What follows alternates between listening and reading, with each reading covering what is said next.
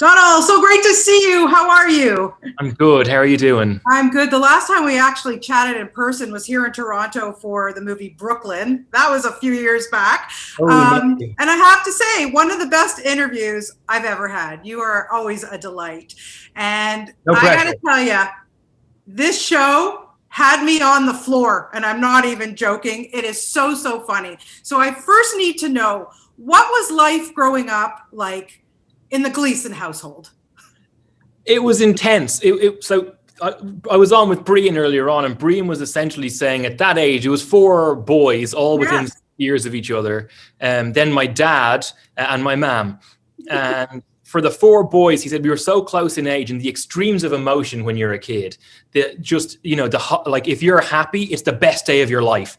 And if you're even a little bit sad, it's the worst thing that's ever happened.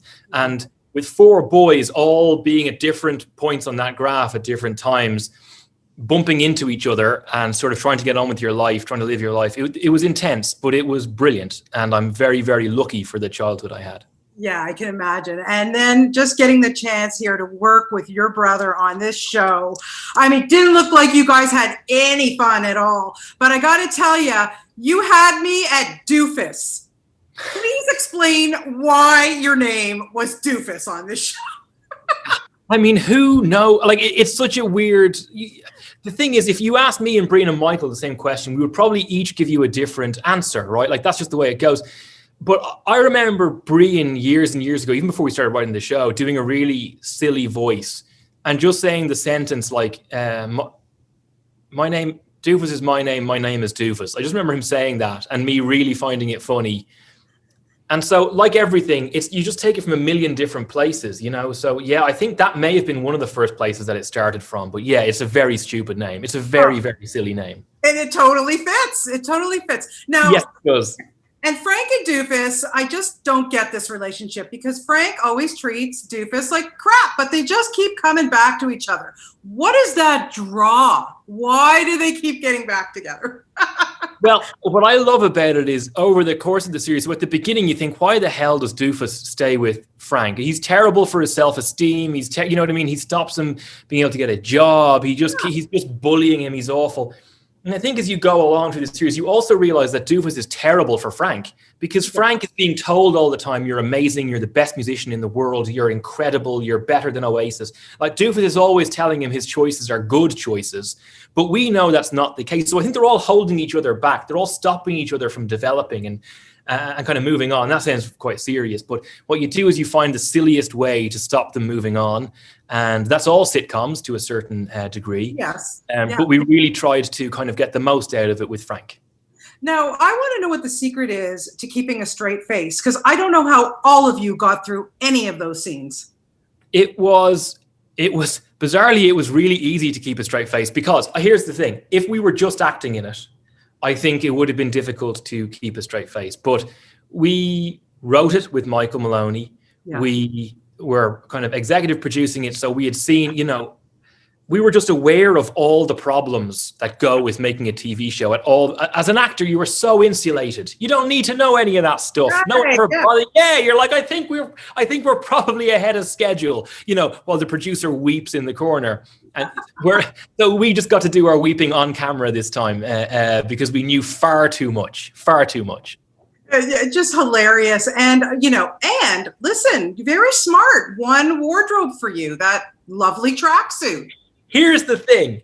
It was not one wardrobe, right? Our costume designer, absolutely brilliant costume designer, PC, came up with this notion that it's the same kind of wine tracksuit, but the stripe in the middle is...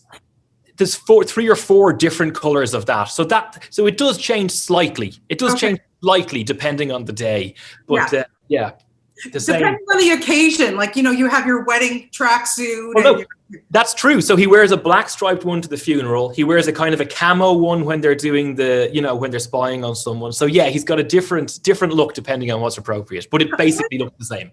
I like it. Now, it must have been a joy to have your dad in the last episode. I mean, come on, really? Like, I got to ask you, what was the best piece of advice your dad gave you about acting? Well, the best piece of advice he gave me he's given me so much advice, and it never sounds like advice. It always sounds like help. but or concern, depending on the situation. But he when I was just starting out, he said, if no one's hiring you, you need to make sure that you can create your own work. You can't sit around waiting for the phone to ring. Myself and Brian were both at a very lucky point when we started making this, is that people were asking both of us to work. And yet, even despite that, we decided to make something for ourselves with Michael. So, and I think that's our dad's influence, you know, if you're not in the exact thing you want to be in, try and make the exact thing yourself. And Frank is very different to anything either of us have done. But I think it was something we both wanted to try. Yeah. Did your dad ever teach you to drive? Man, so I can't drive and Michael can't drive. So there's a lot of... But Brian can drive and is the best at pretending that he can't. So yeah, it was all over the place. I don't think Dad ever took me out driving. My Uncle Michael did. Yeah, a lot of acronyms and stuff when you're trying to learn how to drive, and they're all confusing. Yeah, absolutely. Now I have to ask you, Domhnall, what would your character General Hux make of Frank and Doofus? I mean, I don't want to pitch it. This isn't necessarily a pitch, but I think you put Frank and Doofus as low-level stormtroopers working away in the background of the Death Star. I think you've got yourself a cracking TV show, and I'm putting it out there, and if Kathleen wants to use it, then that's cool. Hello, Disney Plus. Call me. You always make them call you, because if you call them it looks desperate, so I'll just say call me. Yeah.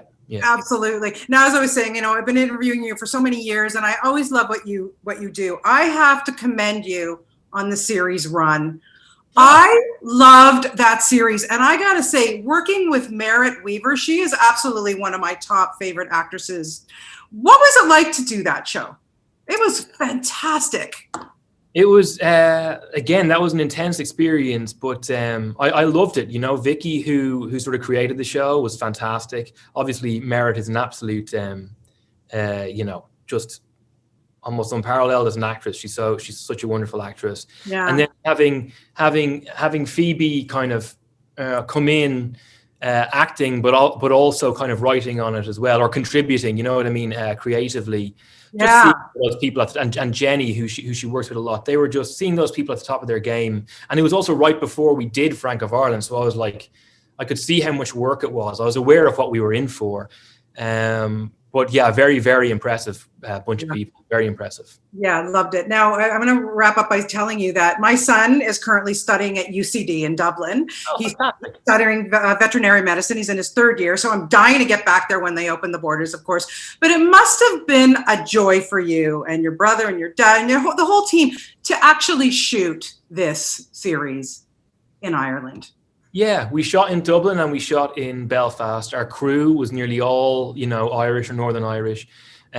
I think nearly all the actors were Irish, and it just felt, surrounded by great people and just a wonderful time of it. So ridiculously lucky, and also, MJ made a very smart decision, our director, to kind of to be able to see some of Ireland as well, to see the coastline, to see the beauty of it. So you've got all these really stupid things happening in beautiful surroundings, which I think is a nice kind of comparison to kind of putting those two things next to each other. So yeah, it was wonderful. Very lucky. Absolutely. I can't wait to get back there. Well, I just, can't thank you enough for this show. It is so much fun. It's what we need right now. It's always my pleasure to talk to you. And please, when they open the borders, come back and visit us here in Toronto, okay? I would love to. Listen, my friend Cav lives there. I'm dying to see him. I'll be back in a second. Okay, we'll have you back. Thanks so much for your time today, and best of luck with everything. Take care.